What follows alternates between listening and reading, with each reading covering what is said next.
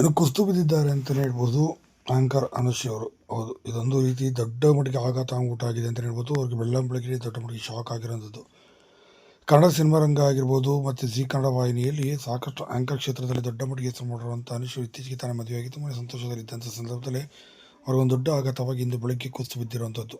ಹಾಗಾದ್ರೆ ಏನಪ್ಪ ಆಗಿದೆ ಅಂತ ನೋಡ್ತಾ ಬಂದರೆ, ದಿಲೀಪ್ ರಾಜ್ ಅವರ ಸಾವಿನ ಸುದ್ದಿ ಕೇಳಿ ಆಂಕರ್ ಅನುಶ್ರೀ ಅವರು ಕುಸ್ತು ಬಿದ್ದಿರುವಂಥದ್ದು.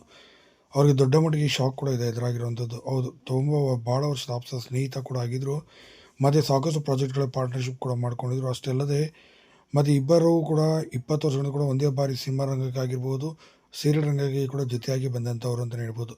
ಇಬ್ಬರು ಕೂಡ ಒಂದೇ ರೀತಿ ಕಷ್ಟದ ಹಾದಿಯನ್ನೇ ತುಳಿದುಕೊಂಡು ಬಂದಂಥವ್ರು ಅಂತಲೇ ಹೇಳ್ಬೋದು. ಹೀಗಾಗಿ ದಿಲೀಪ್ ರಾಜ್ ಅವರ ಹೋರಾಟದ ಬದುಕನ್ನು ನಡೆದು ಈಗ ಕೇವಲ 46ನೇ ವಯಸ್ಸಿನ ಸಾವನ್ನಪ್ಪಿದಂಥ ಸುದ್ದಿಯನ್ನು ಕೇಳಿ ಸದ್ಯ ಅವರ ಮನೆಗೆ ಕೂಡ ಬಂದಿದ್ದಾರೆ ಮತ್ತು ಅಲ್ಲೇ ಕೂಡ ಕುಸ್ತು ಬಿದ್ದಿದ್ದಾರೆ. ಕಣ್ಣೀರು ಹಾಕುತ್ತಾನೆ ಕೆಳಗೆ ಬಿದ್ದಿದ್ದಾರೆ. ತಕ್ಷಣ ಅವರ ಪತಿ ಕೂಡ ಅವರಿಗೆ ಸಾಧ್ಯವಾದಷ್ಟು ಸಮಾಧಾನ ಕೂಡ ಮಾಡಿರುವಂಥದ್ದು. ಸದ್ಯ ಆಂಕರ್ ಅನುಶ್ರೀ ಅವರು ಒಬ್ಬರೇ ಕುಳಿತುಕೊಂಡು ತುಂಬಾ ಕಣ್ಣೀರು ಹಾಕಿರುವಂಥದ್ದು ಮನ ಕಲಕುವಂಥ ಘಟನೆ.